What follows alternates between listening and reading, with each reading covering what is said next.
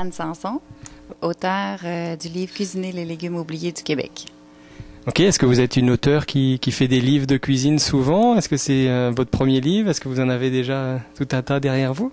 Absolument pas. J'ai aucun livre derrière moi. C'est le premier. Je suis pas auteure de formation. Je suis environnementaliste en fait. J'ai étudié en environnement et géographie et c'était pas du tout dans mes plans de carrière d'écrire un livre de cuisine. Mais la cuisine, ça a toujours été une passion pour moi. Puis donc c'est venu comme ça tout naturellement parce que j'avais une curiosité par rapport aux légumes du Québec. Donc c'est comme ça que c'est venu. J'ai commencé à écrire et puis j'ai eu le bonheur, la chance de pouvoir publier aux éditions Modus Vivendi. Et donc c'est quoi un légume oublié du Québec? Que les conditions pour qu'un légume rentre dans cette condition est oublié, ça veut dire quoi? Ça veut dire qu'on le cuisine plus, ça veut dire qu'on le trouve pas, ça veut dire quoi? OK, ça veut pas dire qu'on le trouve pas, ça veut plutôt dire qu'il est oublié on a oublié on ne l'utilise plus, on ne l'achète plus. Il y a une catégorie de légumes qui a été catégorisée, oubliée. Ça a été les légumes racines, des légumes qui étaient utilisés pendant les 2 guerres mondiales. Puis après les guerres, les gens se sont lassés, ou en tout cas, ça a été plutôt vu comme les vaches maigres. On voulait plus les utiliser. C'était pour les pauvres, donc ils ont été oubliés comme ça. Mais les autres légumes que moi j'ai catégorisés de oubliés, qui rentrent dans mon livre, c'est des légumes qu'on oublie tout simplement d'acheter, mais ils sont disponibles dans les supermarchés, dans les marchés publics, des recettes et aussi une présentation de chacun des légumes. Donc, il y a environ 30-35 légumes qui sont présentés. Donc, dans la présentation, je dis, on a écrit où les acheter, quelle période, comment les apprêter, comment les conserver. Et puis, après ça, il y a la partie recettes. On a 2-3 recettes par légume pour donner le goût aux gens de les cuisiner. Donc, vraiment pour casser la glace, puis après ça, que les gens aient le goût de les acheter, puis cuisiner, mes recettes ou d'autres recettes. Ok, et en revenant sur ces légumes oubliés, est-ce que c'est des légumes contemporains ou c'est des légumes nouveaux qui sont importés, etc.? C'est plutôt des légumes, à ce que je comprends, qui sont anciens, qui existent au Québec depuis peut-être des années. Vous parliez depuis la guerre. Est-ce que c'est ce genre de légumes qu'on retrouve dedans? En fait, c'est des légumes qui viennent pas nécessairement d'ici. Il y a l'aubergine, des légumes racines, le topinambour. Le topinambour, en fait, est un légume vraiment originaire du Canada. Les Amérindiens l'utilisaient beaucoup.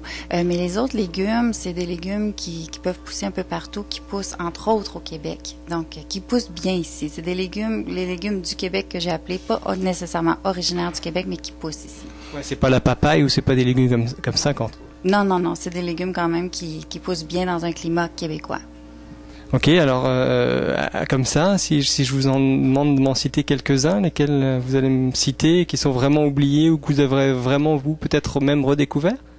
En fait, à ce temps-ci de l'année, à l'automne, donc c'est vraiment il y a toutes les variétés de courges.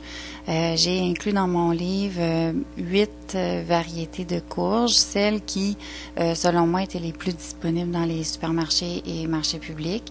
Donc ça, c'est un légume qui est pas assez connu, d'après moi, qui vaut la peine d'être goûté, d'être apprêté, de s'en servir. Donc, il y a toutes ces variétés de courges. Il y a aussi, les légumes racines, comme je parlais, le panais, le rutabaga, il y a la pomme de terre aussi. Il y a différentes variétés de pommes de terre maintenant sur le marché, dont la pomme de terre bleue. C'est un légume que j'ai inclus dans mon livre. Le topinambour, des légumes, ensuite des légumes tiges, comme la rhubarbe qui pousse comme de la mauvaise herbe ici, le bok choy, la bêta-carbe qui est vraiment un légume qui gagne à être connu réellement parce que ça, s'il y a un légume qui pousse tout l'été, qui pousse très très bien ici, c'est bien la bêta-carbe, puis elle a un goût extraordinaire. Pourquoi est-ce que les gens connaissent les épinards puis connaissent pas la bêta-carbe? Ça, c'est un mystère. Surtout que la bêta-carbe, on mange aussi bien les feuilles que la tige en elle-même. En fait, les feuilles ressemblent un peu aux épinards. La tige, elle, a une autre façon d'être préparée, mais c'est effectivement un légume qu'on peut manger en entier. Oui, c'est ça. C'est en fait 2 légumes en un. Formidable. Et donc, comment on arrive à écrire un livre de recettes? Comment ces recettes qui sont dans le livre, est-ce que c'est vous qui les avez travaillées? Vous êtes reparti de recettes existantes? Oui, ben moi, n'ayant pas de formation là en cuisine, rien, c'est en fait des recettes. Je me suis inspirée. Mais bon, moi, j'ai toujours cuisiné, puis donc c'est des recettes que j'ai amélioré à ma façon, si on peut dire. Je veux pas rien enlever aux grands chefs, tout au contraire, j'ai beaucoup à apprendre d'eux, mais c'est vraiment des recettes que j'ai facilité peut-être aussi quelquefois avec des ingrédients qui sont faciles à trouver. Je voulais vraiment que ce soit des recettes que les gens avaient de la facilité à les faire pour rendre ça facile, pour que les gens voient que vraiment c'est des légumes intéressants et faciles à apprêter. Ok, la dernière recette que vous avez cuisinée dans le livre récemment, c'est quoi? Les muffins à la courgette et aux dattes. Oui, ça c'est une recette que je fais depuis bien longtemps et qui est excellente. Puis donc tous les membres de ma famille adorent. Ok, donc est-ce que vous pouvez nous montrer le livre peut-être, à quoi il ressemble, et puis nous dire un peu où on peut le trouver, s'il est facile à trouver, et puis peut-être des références. Oui, donc ça s'appelle Cuisiner les légumes oubliés du Québec. C'est publié chez les éditions Modus Vivendi. On le retrouve partout, dans toutes les librairies du Québec et même les grandes surfaces, Zellers, tu sais, les grandes surfaces de magasins, les pharmacies aussi, Jean Coutu et autres. Donc on le retrouve vraiment partout.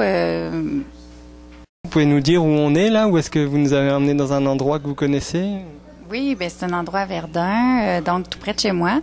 Ça s'appelle le Chat Noir. On est sur Wellington, la rue Wellington à Verdun.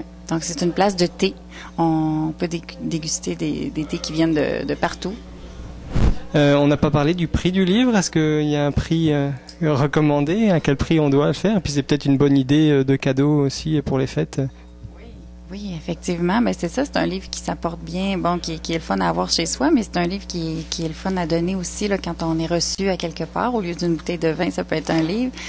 C'est juste autour de moi, justement, les gens l'apprécient beaucoup. J'ai des beaux commentaires. Je suis vraiment contente et choyée de recevoir des beaux commentaires comme ça. Les gens trouvent les recettes le fun, faciles, intéressantes, goûteuses.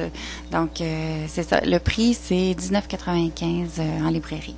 Ok, je crois qu'il y a un blog qui va avec ça aussi. Vous avez un blog vous avez mis un peu vos interventions dans la presse. Vous êtes passé à Radio-Canada et à toutes sortes de choses. Donc, c'est quoi l'adresse du blog?